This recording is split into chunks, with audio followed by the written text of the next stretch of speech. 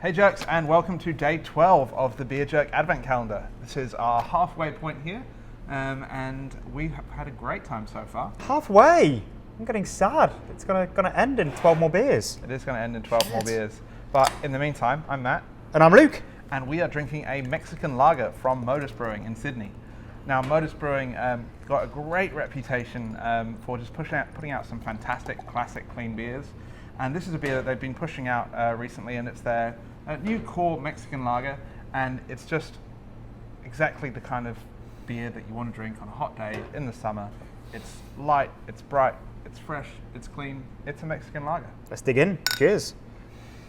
Yeah, it's been interesting to see Modus, who are getting pretty big these days, creating, I suppose, standalone brands. And that's it's almost like the old-fashioned way of doing things with beer, where you just would have a brand that stands by itself, almost separate to the brewery. There's obviously it says Modus on the can, but it's been marketed as their Cerveza. It's a thing that they're really trying to push in Australia in sort of multi-packs that you grab a big box of Cerveza, take to the beach, and it becomes your go-to beer, I suppose. It's not a beer that you're going to be stroking your chin and sniffing and waffling on about too much. It's a beer to go with good times, big at the beach, barbecues. Yeah, nevertheless, waffle on we will. As Luke was saying, Modus do have another sub-brand, which is Naught, which is their zero alcohol range. And we brought a little bit of that when we brought in this beer for the Advent calendar.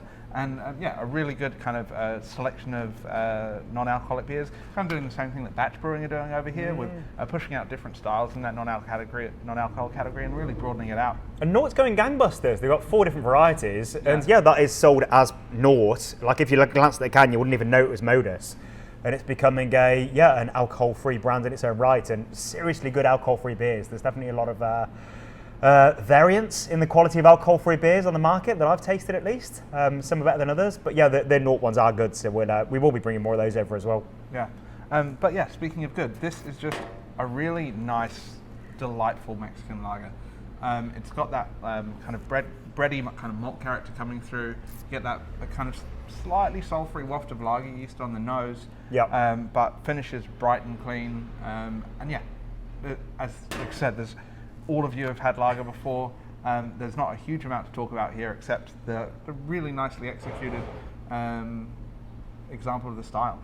So, what is a Mexican lager? I hear you cry. A Mexican lager is a Vienna lager. Sort of. This isn't. This isn't, but the roots of Mexican lagers come from not the Spanish invading Mexico. It was the German and Austrian brewers. So they brought over their love of beer, and they very quickly, after moving to Central America, they started breweries. And the breweries were making quite traditional, mainly Austrian-style Vienna-type lagers.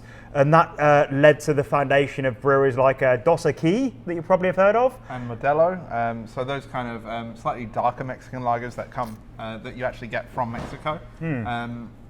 They have that, as we talked about on day 6 with the bright Vienna lager. They've got that kind of slightly maltier base to them, where it's still that crisp, clean finish.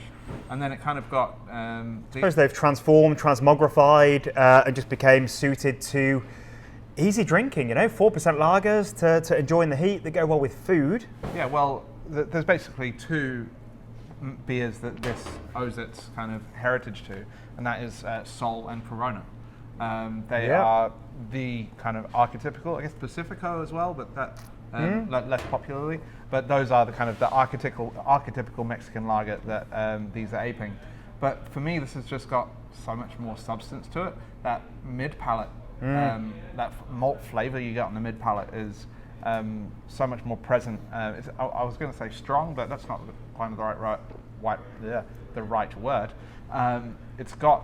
It's got character, and it's got flavor. It's got a little bit of sweetness in there, but still finishes nice and dry. It's still got that crispness. There's a little hint of citrus from the hops, but kind of more restrained. Yeah, it's like it's the beer Sol and Corona dream of being.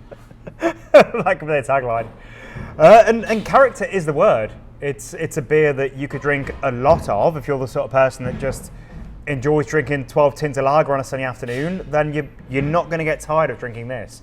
It's really smashable. But yeah, just when we open it and pour it, it's like the freshly cooked white bread aroma of it. It's just really, really nice. Yeah. And some interesting, well, I say interesting that there is yeast character, which is more interesting than your mass-produced green bottle lager. It's definitely more going on. You know, it's not like the beer we had yesterday that had, you know, all these layers and complexity. It's a beer to be quaffed, really, isn't it? Yeah, and it's a beautiful palate cleanser. But if you do want to see some more interesting stuff from Modus, as of Friday last week, we have actually just tied up our latest import order with Modus.